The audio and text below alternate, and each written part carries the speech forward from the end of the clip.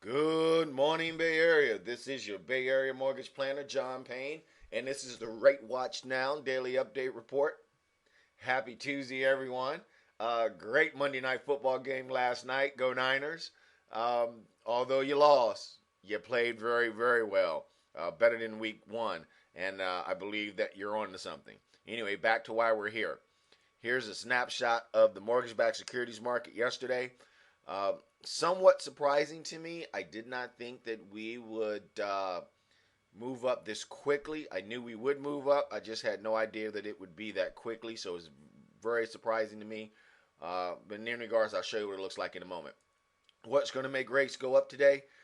Housing starts numbers are out. Now, the headline news is great, up 10%. But when you minus out apartments and condos and you just look at single family houses, that's only up 4%.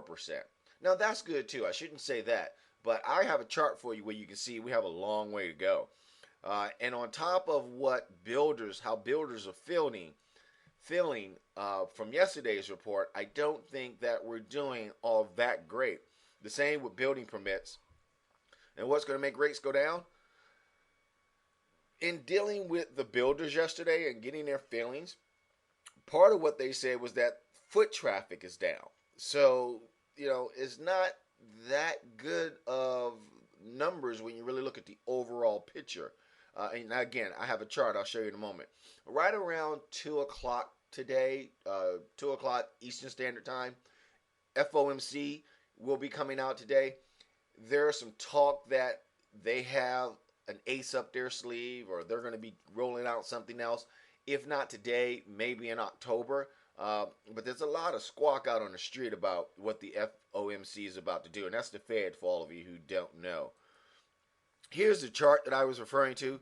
Here is the housing start and permit start. You can see back over here in 94, we were at least at 1,400. And look at us now, we're 600 at the best. So we have a long way to go to get back to where we can say that we're being very productive when it comes to housing starts and building permits. This is how the market is reacting thus far to the news that's out so far today. Here's how lenders have readjusted. We have 33 lenders that repriced for the better by 28 basis points.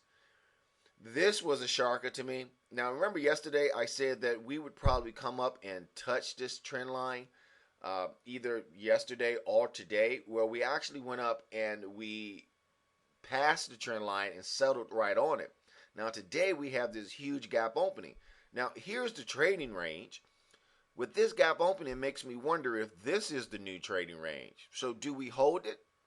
I don't know, because it's just been so wacky the last couple of days. It's very hard to predict. Or do we fall down here? I'm tending to think, based on the Fed is smarter than your average bear, I think that the Fed news that's going to come out will probably keep us in this new trend, in this new trading range. It's hard to tell though.